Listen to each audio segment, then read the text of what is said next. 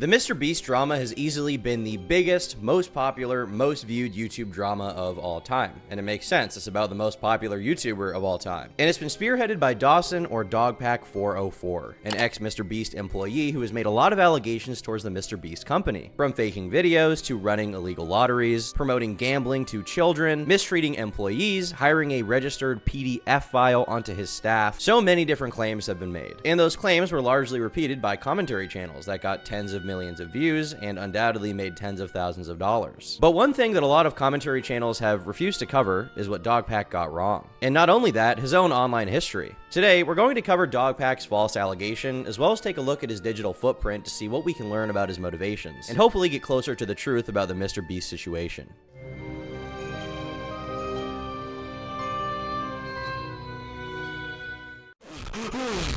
Just came out of a cryo tube. The gay sex in it. All right, time to lock in. It's time to lock in. Locked in for greatness today because it's time to absolutely hammer some Excel spreadsheets. Following the Chris Tyson touching and gooning allegations, where Ava Chris Tyson, Jimmy Beast's co-star, was caught having inappropriate interactions with minors, Dogpack404 released his first video titled, "I work for MrBeast, he's a fraud." In that video, he says that he was going to come out about the information regarding Chris Tyson prior to the story even going public, because he heard rumors about it while working at the company. He then gets into a number of allegations about the MrBeast company, many of which he effectively proves. This island costs more than $1. This city is not abandoned. These buildings are CGI. It's not your only way out. You can literally get an Uber to the airport for $20. That's not a lurker. It's just a guy. This whole room is fake. This contestant is an actor and a secret employee at MrBeast. They had him dive through this fake door twice. This line is scripted. This action is scripted. In fact, pretty much all the videos with Mac are scripted. Are you telling me that a man just happens to fall like that? No, he orchestrated it. Jimmy!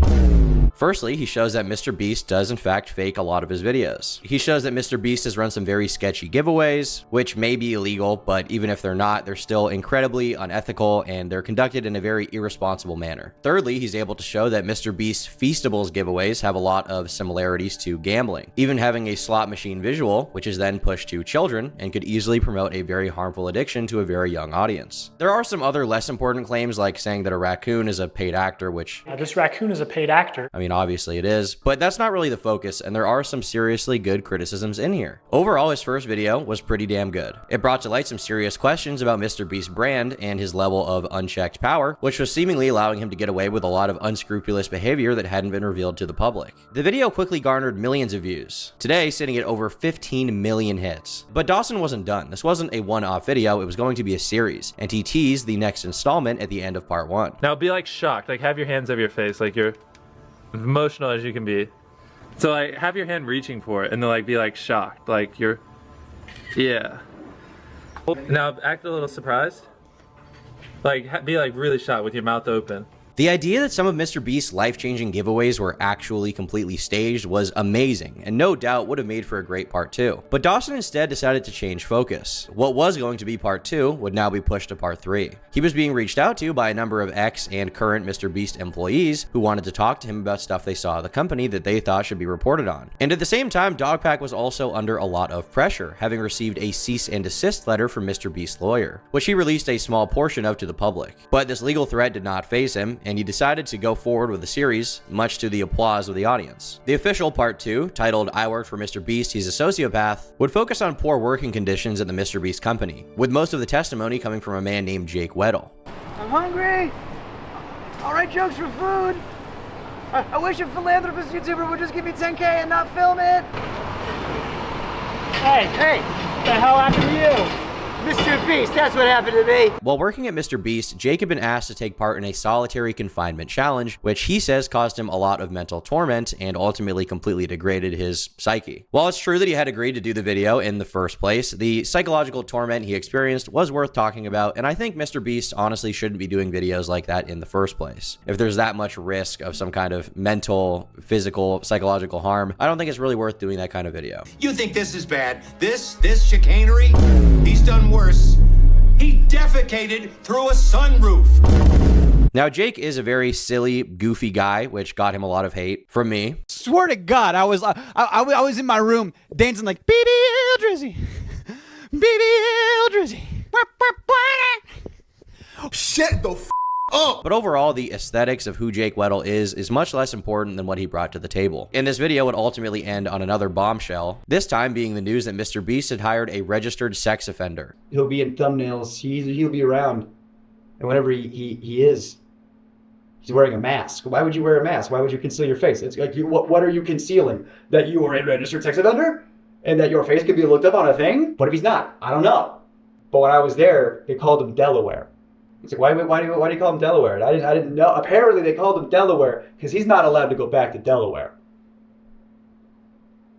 That's his nickname? Colloquially? Like, yeah, it's Delaware. Don't ask him why, The fuck? The man in question would later be identified, and another MrBeast employee named Jake the Viking would claim that MrBeast knew the entire time that he was there. But not our Jimmy. Couldn't be precious Jimmy.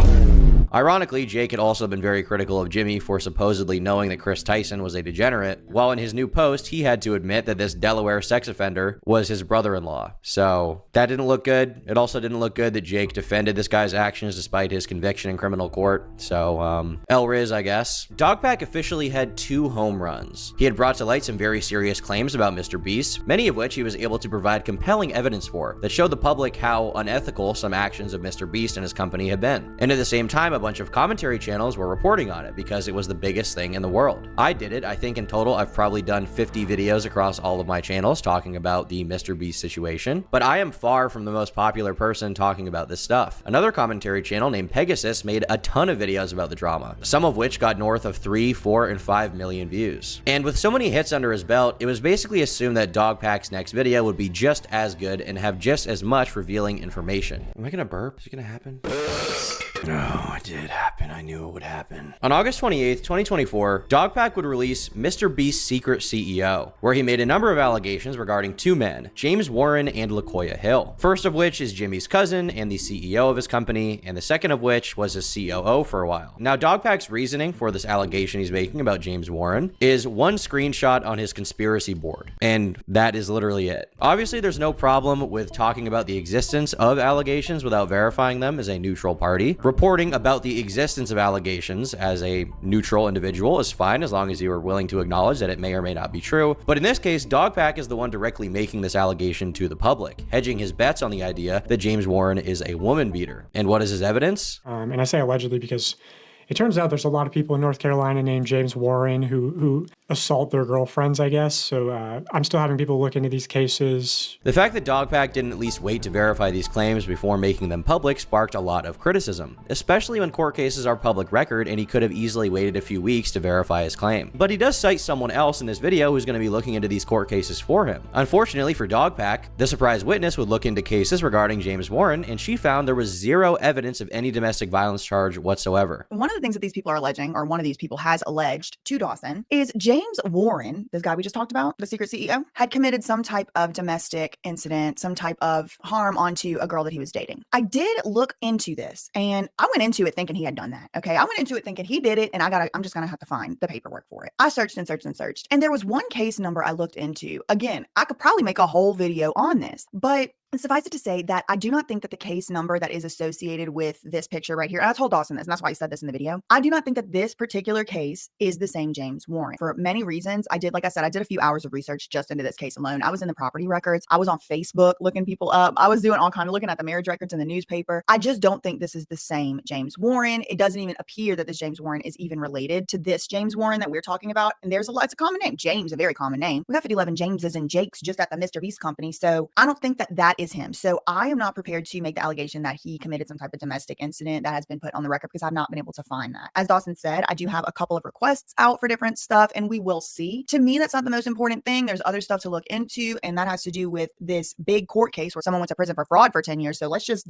hold our horses till we get to that. So things are now getting kind of concerning for Dogpack. The person he cited as one of his researchers said that she saw no evidence for the charge whatsoever. Dogpack had previously said on Twitter and in the description of his video that he was confident, very confident in fact, that his video about James Warren would age well. But according to Dogpack, there were other cases he was looking into. The surprise witness was talking about one specific court case. There were 6 court cases related to James Warren that he thought were probably having something to do with domestic violence. The criticism that he had posted an unsubstantiated allegation about someone beating women is still, you know, a valid criticism. But if he could somehow prove that James Warren was guilty of what he was accused of, in the public eye, he could still maintain some composure for throwing a dart and happening to land in the bullseye. Unfortunately for him, this would not be the case. He would later come out on Twitter and state, "The 6 North Carolina criminal court cases were not for domestic violence. I still have some FOIA requests out, but an alleged current MrBeast employee reached out to me giving their side of the story. I think this person is mistaken with a lot of the details, but I do now believe the James Warren domestic violence case that circulated the office was most likely the wrong James Warren. Of course, none of my sources knew that. I tried multiple times to get in touch with the person who allegedly found the charges before making my video and didn't get a response. I should have waited on the FOIA request before mentioning the domestic violence charges allegations. However, I believe I was clear in my video that they were just allegations of charges. Charges are themselves unproven accusations, not convictions." But as I just said, Dogpack said he was very confident his video would age well and that James Warren would be removed from the MrBeast company. While Dogpack can attempt to waive responsibility for his actions, the reality is that simply putting allegedly before you make a claim about someone does not protect you if you personally say that you believe the allegations are true and you are personally the one making them. Dogpack slandered James Warren to almost 3 million people on his YouTube channel, and as of this video, he's yet to properly apologize on his channel for what he did, instead chalking it up to him not being a real journalist. And frankly, this wouldn't be the only problem with this video. In the video, Dogpack asserts that because of his personal experiences with James Warren, he believes that he is complicit in running a Ponzi scheme, and his reasoning for that is that James Warren's ex-business partner went to jail. I personally believe that when he was working with Mr. Hutchins, he was in similar company. James Warren did not go to jail. His ex-business partner did. You see what I'm getting at here? And he believes this despite James Warren never being charged with a crime and there being literally zero credible evidence to suggest he was complicit in this scam that his ex-business associate was running. So this is another false allegation, frankly. Dogpack then moves on to LaKoya Hill, who he said had a strong relationship with James Warren, including his best friend LaKoya Hill. He draws together a timeline of evidence asserting that LaKoya Hill was sexually assaulting people at the MrBeast company and that MrBeast was responsible for some kind of cover-up, along with James Warren being involved. Now onto his alleged best friend, LaKoya Hill.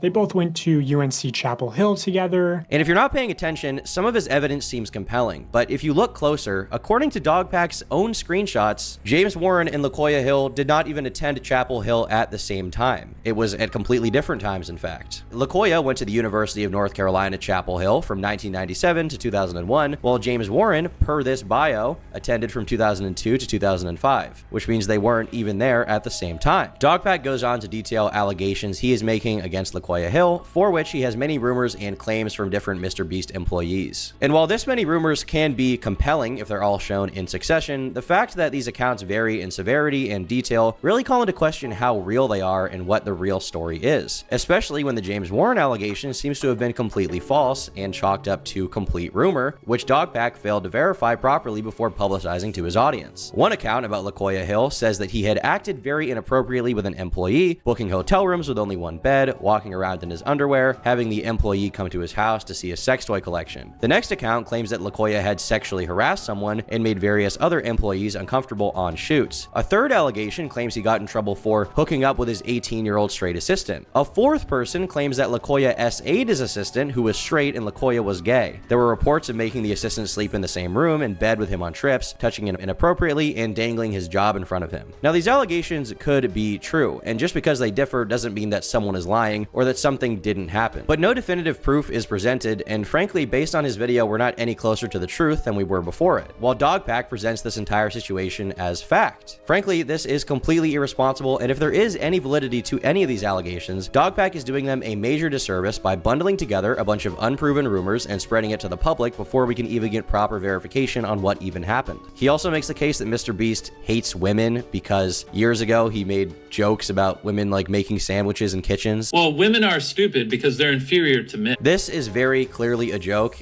and the fact that he even used this video here, to me, either shows that he is willing to use out-of-context clips to make a point and poison the well about someone, or that he may have autism and doesn't understand when someone is joking. I don't know which is which, but it's not good. This is not how you report on allegations in good faith. And once again, saying allegedly before a completely unproven claim about someone is not a get-out-of-jail-free card when you are the one making the allegation. And also I have like more serious allegations that I want to start covering. I have people corroborating the same story that the camera guy who gave the girl the drone was making some girls feel uncomfortable. You trap these girls in a circle and make them sleep on rough turf and get them high on paint fumes, and then you try to f them. Everything in this video is allegedly. I've heard him referred to as a psychopath who screams at people and hits his girlfriends. Allegedly is especially credible in my opinion. I heard he got in trouble. That's what I heard too. Apparently roofied multiple people as well. I'll also say this person is especially credible. I heard they brought him back and just put him in a different department. And I don't know, but from what I've heard, allegedly, I personally believe that when he was working with Mr. Hutchins, he was in similar company. Again, that's my opinion. That's all allegedly. I haven't heard that from anyone else, but potentially a rumor. Could be true, could not be true. I'm not going to claim it's true. Yeah, it's all alleged. Yeah, I've heard from multiple credible sources that this is true and this did happen. Hey, this is true. These allegations are true. This is all true. Allegedly, in my opinion, for legal reasons. Now, on to his alleged best friend. Allegedly. Now, can I claim definitively that James Warren was aware of the fraud that was taking place and willingly complicit in helping Mr. Hutchins defraud old ladies? No. Allegedly. But from what I've heard of James Warren's character, how he's hit ex-girlfriends, allegedly leave the house, allegedly defrauded people. Everything in this video is allegedly. There's allegedly domestic violence charges that were filed against him, and I say allegedly because it turns out there's a lot of people in North Carolina named James Warren. I'm still having people look into these cases, specifically that surprise witness on YouTube. Your asshole Dawson. I do not think that this particular case is the same James Warren. And multiple people at MrBeast talked to me about this theory that MrBeast is the Antichrist. And now I'm going to move on to the commentary community, because while Pegasus did make a number of videos about every step of the MrBeast drama, he didn't so much as question a little bit the allegations that Dogpack made about James Warren and LaQuoya Hill. I mean, he did say in his videos, these are just allegations, and then he repeated everything that Dogpack said and was like, oh my god, that's crazy, guys. But you know what? Maybe the audience came away with a more nuanced takeaway. Maybe they didn't just take the allegations and run with it. Let's check the comments section. Multiple sex offenders on a channel for kids content is absolutely foul. What's with MrBeast's obsession with involving criminals? Laugh out loud. Lol, ha ha ha ha ha! But sure, I mean, maybe Pegasus made a bunch of videos talking about the Dogpack stuff and his unverified allegations, but at the very least, he did do his due diligence after the fact with talking about everything Dogpack got wrong and verifying that, you know, there were a lot of false allegations pushed that should be talked about. Except he didn't actually do that. Instead, he just ignored it and moved on to whatever other bum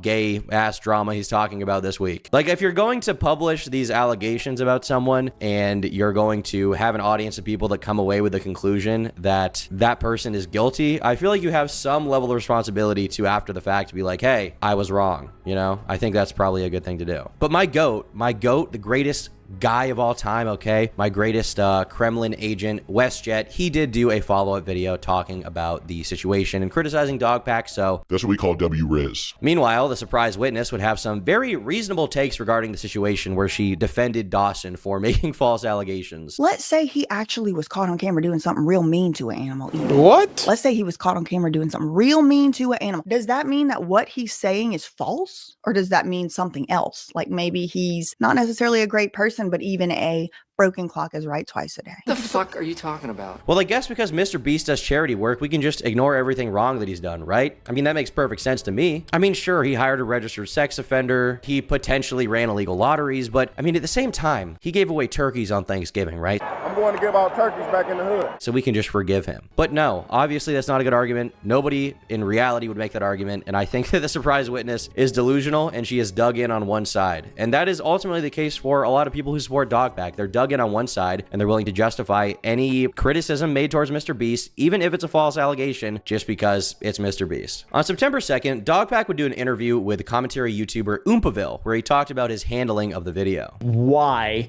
do you think it's important to publish more unconfirmed information in the third video? Do you think it's just to, once again, get the domino rolling? Yeah, I mean, it's just like testimony. I'm just kind of a conduit for other people's testimony in that video. And then also like dealing with essay allegations, it's very difficult to prove them because usually there's just sort of the two witnesses, the perpetrator and the victim. Yeah. And, you know, perpetrators definitely don't want to go on the record, and then victims, of course, usually don't either in my experience, or at least not with me, but that's fine. So, yeah, I mean, I'm just sharing other people's testimony and trying to make it clear that like it is just that testimony. And this is really funny to hear because this is not at all how he framed this in his own video, which had just come out at the time of this interview. He was actually brought back to MrBeast in 2023 after sexually assaulting his assistant prior, and promoted to Chief Financial Officer. It should be obvious to everyone that testimony can be a very important part in these cases, and it is a piece of the puzzle when reporting allegations. It does seem to be true that LaKoya was moved between these companies at the time Dawson says that he was, and since his video, others have come out and made claims on the record with their real face about LaKoya Hill and talked about their perception of these allegations behind the scenes, on record with their full face on camera. And then someone messaged me, and I don't remember if it was Ava, I don't remember if it was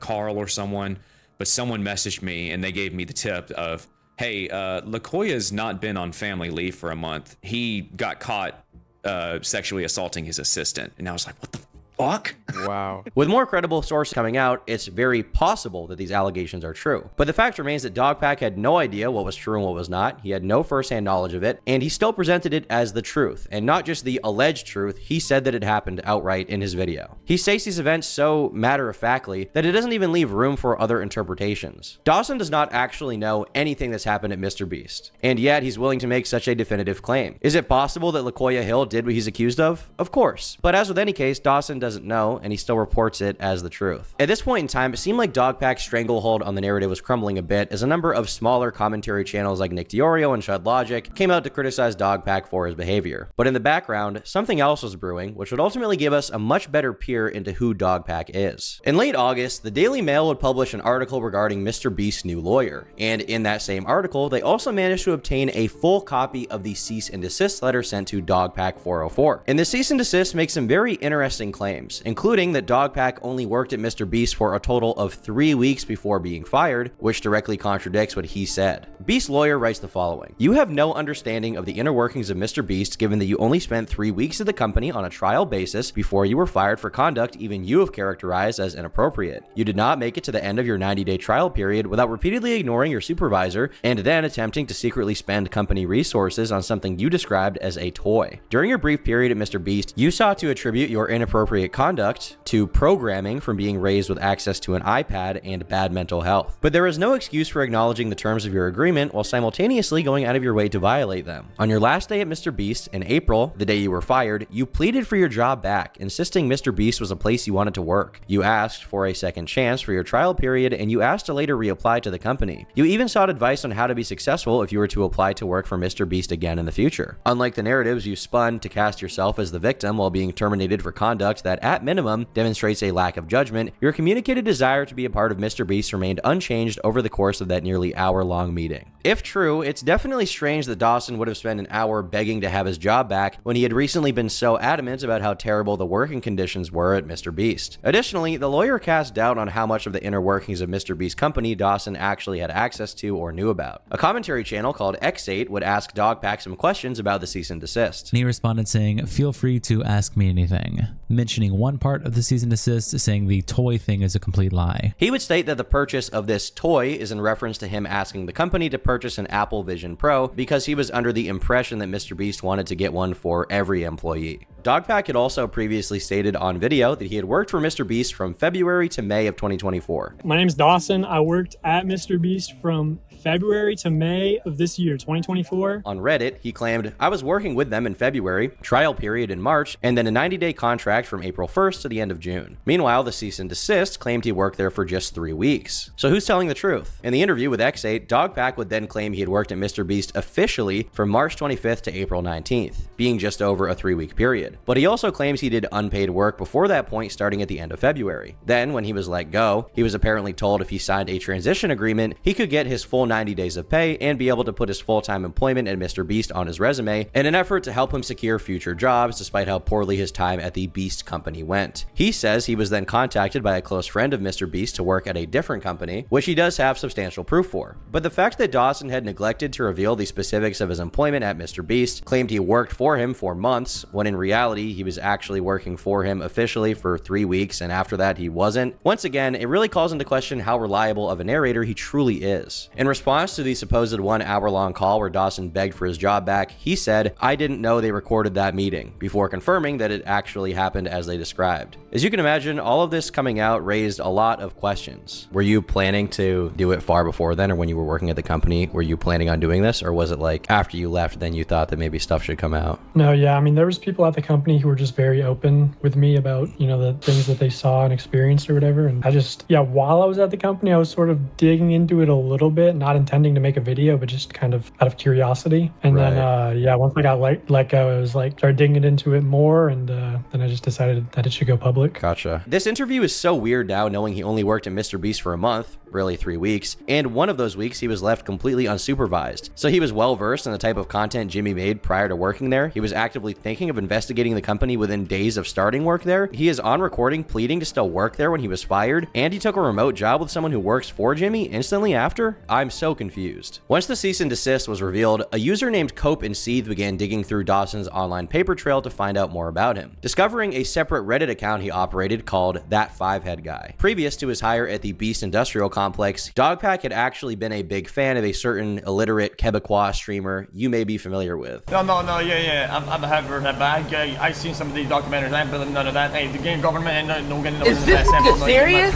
I have no idea what the fuck you're saying right now. He described himself as an LA juicer who had worked on influencer merch for Zoomies in an attempt to get hired by XQC. He repeatedly posted about his desire to work for the Juice King, and also made a lot of posts about the general state of XQC's career and streams, writing, "Well, colloquially, cuck often refers to having a cuckolding fetish, where one actively seeks out and engages in cuckoldry, or the act of watching their partner seek sexual satisfaction from others. By the aforementioned definition, there was no evidence that XQC is a cuck. In fact, he's claimed on stream multiple times that he does not have a cuckolding fetish. However, there is an alternative definition, one that claims a person is a cuck regardless of their willing participation, meaning, in effect, that if XQC were to watch his partner seek sexual satisfaction from others, that he would be a cuck regardless of whether or not he enjoyed it. To this second definition, there does exist supporting evidence, where on the night of November 4th, 2022, XQC joined fellow braindead streamer Aiden Ross for a double date stream, where he was joined by a girl he was dating. This girl claimed multiple times throughout the stream that she was wet and British, referring to her high level of arousal. Now, given this information, as well as the fact she was dating X at the time, we can conclude that if X was dicking her right, she would seek him out to fulfill her needs. However, instead, what the stream shows is XQC approaching his date only for her to push him away, actively rejecting him only to instead make out with someone else in front of him, essentially seeking sexual satisfaction from another person, while XQC could do nothing but watch on. According to this second definition and the supporting evidence, we can logically conclude that XQC is in fact a cuck. It probably wasn't important to read that whole post, I don't know, I thought it was funny, but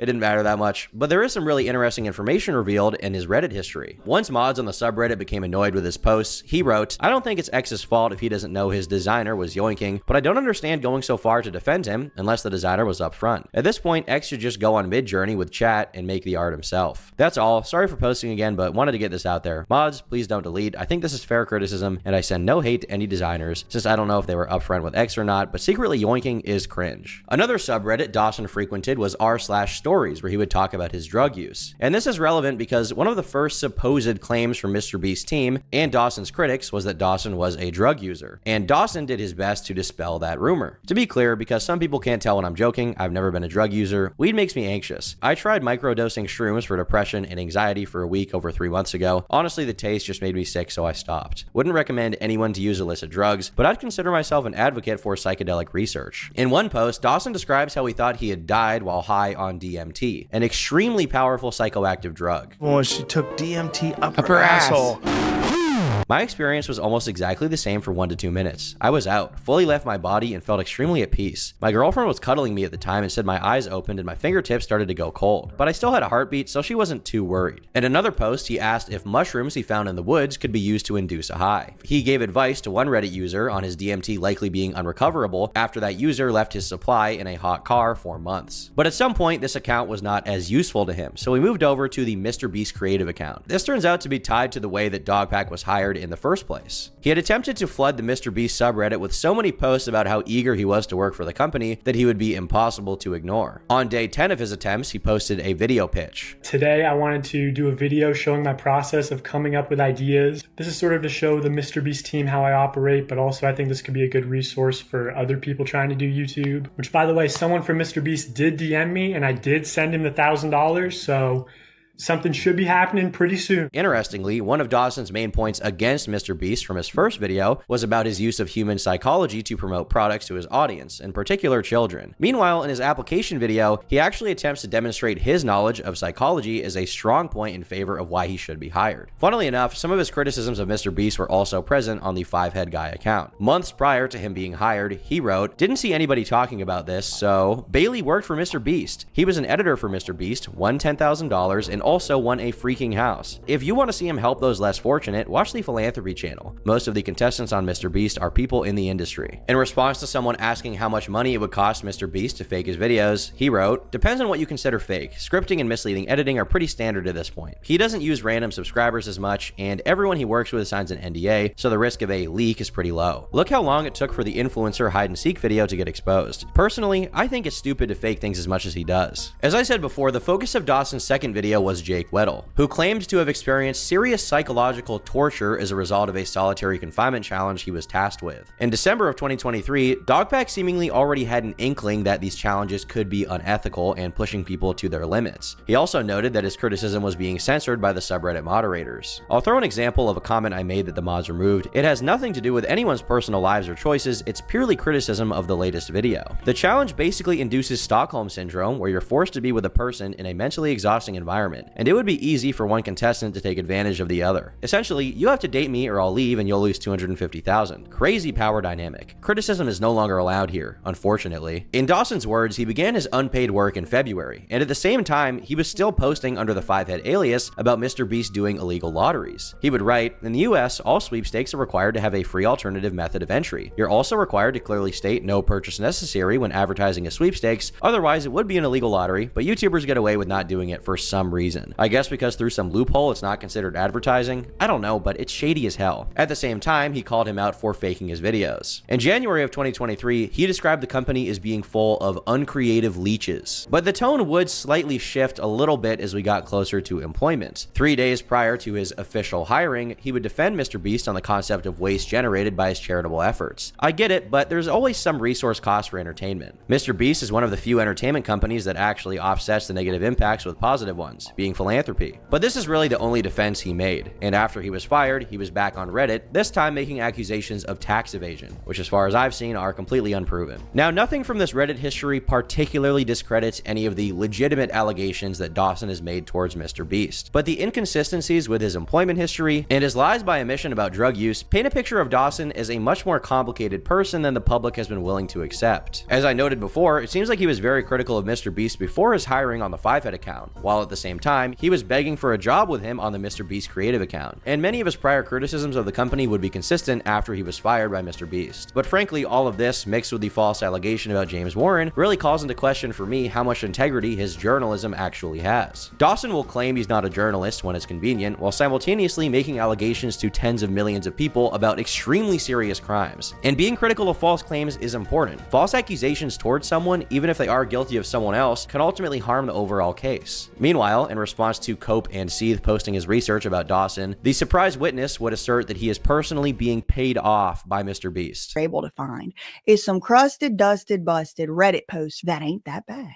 So it's great news. It's great news that this is what they're latching on to. Now, this Latter-day Saint looking ass, Scientology looking ass guy right here, also definitely, in my opinion, some type of plant, some type of controlled op. Now, do I know that for sure? No, I don't know. I don't know these people from Adam. And frankly, I don't ever want to be around any of them. I do not ever want to be around any of them. Frankly, associating with delusional conspiracy theorists is a bad idea. And the notion that a channel with 2,000 subs was paid off by MrBeast is completely insane. Dogpack is a public figure with a long public post history on accounts that he himself has linked himself to openly. There is nothing wrong with poring over his history to examine his motivations when he's in the public eye like this. When his third video was posted, Dogpack would claim he was very confident that everything in his video would age well. channel. Once his defamatory claims about James Warren were disproven, he would post a small addendum to the top comment of his video acknowledging it. But his video remains on YouTube with no further corrections, and as a result, millions of people now believe that James Warren beats women. Why are they willing to give him a pass for this? Well, I would bet that it's likely either that they don't know about the corrections, or they don't care because they're willing to justify false information being spread if it's about someone who works for Jimmy Donaldson. But that's not what being a good person is, and that's not what principles are. Principles are about upholding a standard, regardless of who that standard is applied to. Justifying false allegations about someone because they work for someone you don't like is terrible, and that's how we lead to other false allegations being made. Now, it appears Keemstar has been in contact with MrBeast, with the Drama Alert account reporting that MrBeast will be responding soon. On Snapchat, Keemstar revealed he spoke with MrBeast, confirming that the response video is dropping this week. And I will tell you, MrBeast, in fact, is going to respond, and we should have that